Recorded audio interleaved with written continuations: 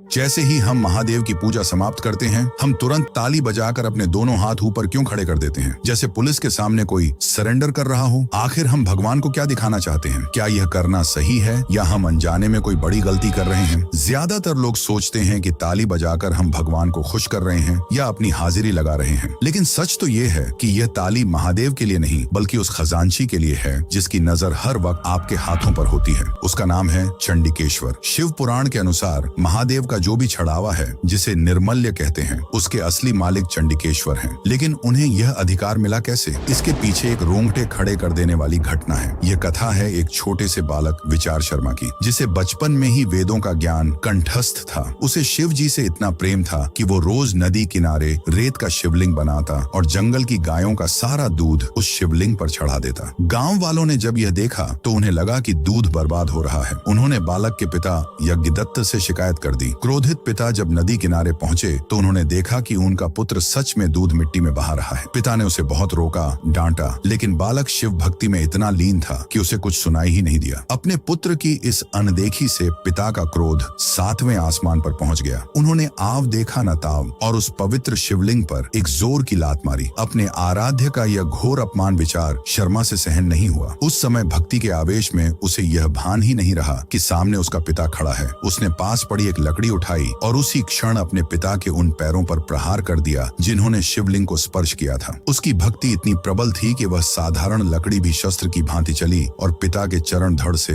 अलग हो गए। भक्ति की यह पराकाष्ठा देख जहां भक्त ने भगवान के लिए अपने सारे सांसारिक रिश्ते तोड़ दिए, स्वयं महादेव वहां प्रकट हुए। शिव जी ने बालक को गले लगाया और उसे चंडिकेश्वर पद पर आसीन किया। उन्होंने आदेश दिया कि मेरे चढ़ावे, मेरे आभूषण और मेरे मंदिर की संपत्ति का पूरा अधिकार आज से सिर्फ तुम्हारा होगा। इसीलिए जब हमारी पूजा पूरी हो जाती है तो हम मंदिर से निकलने से पहले जोर से ताली या चुटकी बजाते हैं। यह चंडिकेश्वर का ध्यान अपनी ओर खींचने के लिए होता है और फिर हम अपने दोनों हाथ ऊपर उठाकर उन्हें दिखाते हैं और अपने कपड़ों को झाड़ते हैं। यह प्रमाण देने के लिए कि हे चंडिकेश्वर, देख लो, मैं महादेव के दर्शन करके जा रहा हूँ। मैंने शिव की संपत्ति, धन या आभूषण का एक कण भी नहीं चुराया है। मैं अपने घर सिर्फ भक्ति लेकर जा रहा हूँ, संपत्ति नहीं। मेरे हाथ खाली हैं और मन पवित्र है। तो अगली बार ताली बजाते समय अपने खाली हाथ जरूर दिखाना, वरना आपकी पूजा अधूरी मानी जा सकती है। महादेव के ऐसे परम भक्त के लिए कमेंट में जय चंडिकेश्वर जरूर लिखें।